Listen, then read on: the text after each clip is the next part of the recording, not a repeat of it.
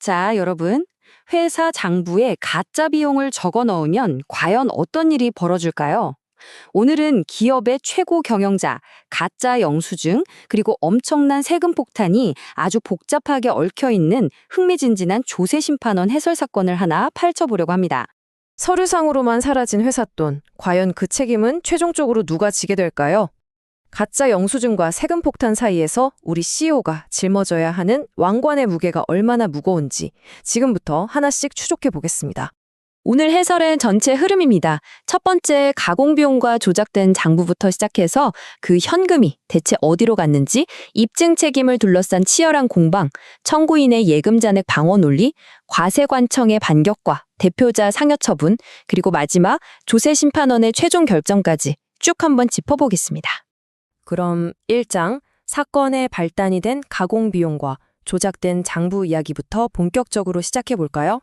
이 인력 공급업체의 수법 정말 대담했습니다. 세무조사에서 딱 걸렸는데요.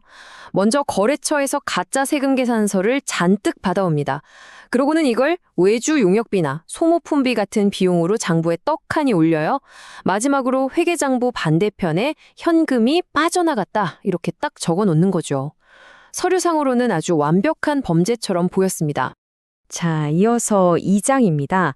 이 사건의 핵심 갈등이죠. 쟁점? 과연 그 현금은 어디로 갔는가? 보통 이런 상황이면 그냥 네, 잘못됐습니다 하고 끝날 줄 아시잖아요.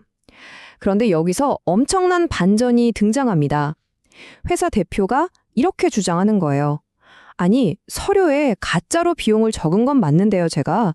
그 돈을 진짜로 제 주머니에 챙기진 않았다니까요.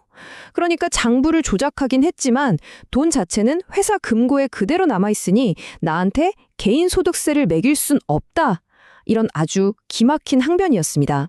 여기서부터 3장, 팽팽한 법리 대립이 시작됩니다. 입증 책임을 둘러싼 치열한 공방인데요. 이 사건의 진짜 승부처가 바로 이 입증 책임입니다. 청구인인 대표는 대법원 판례를 딱 들고 와서 이렇게 방어합니다. 돈은 아직 우리 통장에 있다. 내가 회사 돈을 꿀꺽했다는 건 세금 매기려는 과세관청 당신들이 직접 증명해라 이거죠. 반면에 과세관청도 지지 않고 다른 대법원 판례로 맞받아칩니다. 아니 당신들이 장부에 현금으로 나갔다고 직접 썼잖아. 현금은 꼬리표가 없어서 추적도 안 되는데 그 돈이 진짜로 안 나갔다는 건 거짓말 장부 쓴 당신들이 확실하게 증명해야지. 이렇게 아주 불꽃 튀게 맞붙은 겁니다. 그래서 4장. 청구인의 예금 잔액 방어 논리.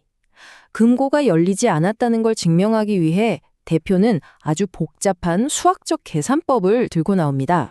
청구인의 현금 유출 방어 계산법을 한번 볼까요? 통장에 원래 기초 잔액에다가 들어온 수입을 더하고 나간 지출을 뺍니다. 그리고 가짜로 적었던 비용은 실제로 나간 돈이 아니니까 다시 더해주는 거예요. 이렇게 계산해서 나온 예상 금액이랑 연말 통장에 찍힌 실제 잔액을 딱 비교해봤더니 실제 잔액이 더 큰 겁니다. 대표는 이걸 보여주면서 거봐라, 장부상 계산보다 통장에 돈이 더 많으니 현금은 단 한 푼도 밖으로 새어나가지 않았다. 이렇게 결백을 주장한 거죠. 하지만 5장, 과세관청의 반격과 대표자 상여 처분. 여기서부터 혹독한 세금의 대가가 기다리고 있습니다. 과세관청이 여기서 아주 무시무시한 무기를 꺼내듭니다. 바로 대표자 상여 처분이라는 건데요. 이게 뭐냐 하면 세법상 법인 돈이 밖으로 새어나갔는데 도대체 누가 가져갔는지 귀속자가 불분명하다? 그러면 무조건 회사의 최종 책임자인 대표이사가 챙긴 걸로 간주해서 개인소득세를 왕창 때려버리는 아주 무서운 규정입니다. 과세관청 입장에서는 당신들 스스로 장부에 현금 지출을 적었으니 유출은 기정사실이고 누구한테 갔는지 증명 못했으니 대표 당신이 가져간 거다 하면서 세금 폭탄을 투하한 거죠. 적정성 면에서 아주 탄탄한 법적 공격이었습니다. 과세관청은 청구인의 그 복잡한 수학 공식도 단칼에 잘라버립니다. 은행 잔고가 예상치보다 높게 나왔다고요? 그 정도의 대충 맞아떨어지는 단순한 계산 차이만으로는 쟁점이 된 바로 그 가짜 비용만큼의 현금이 밖으로 나가지 않았다는 완벽한 인과관계를 결코 증명할 수 없습니다. 이렇게 쐐기를 박아버린 겁니다. 드디어 6장, 조세심판원의 최종 결정입니다. 과연 법의 저울은 어느 쪽으로 기울었을까요? 조지심판원의 결정은 아주 명쾌했습니다. 청구인이 들고 온 그 수학 공식에 치명적인 허점이 있었거든요. 심판원은 이렇게 지적합니다.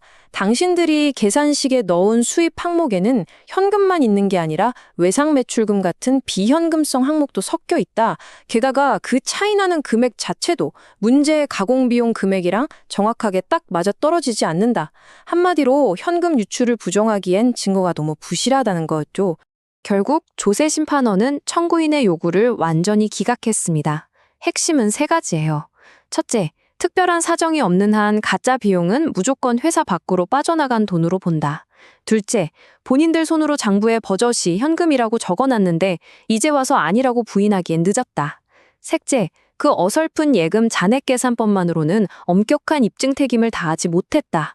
그러니까 과세관청이 대표이사한테 상여 처분을 내린 건 지극히 적법하고 정당하다. 이렇게 땅땅땅 결론이 난 겁니다. 자, 여러분, 오늘 해설을 통해 세법이 입증 책임을 얼마나 무섭고 엄격하게 따지는지 확실히 느끼셨을 겁니다.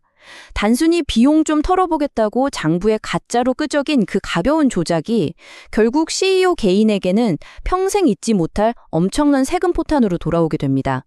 지금 이 순간 여러분 회사의 장부는 과연 100% 진실만을 말하고 있습니까? 그 엄밀한 진실의 무게를 견뎌낼 수 있을지 한 번쯤 깊게 생각해 보셔야겠습니다.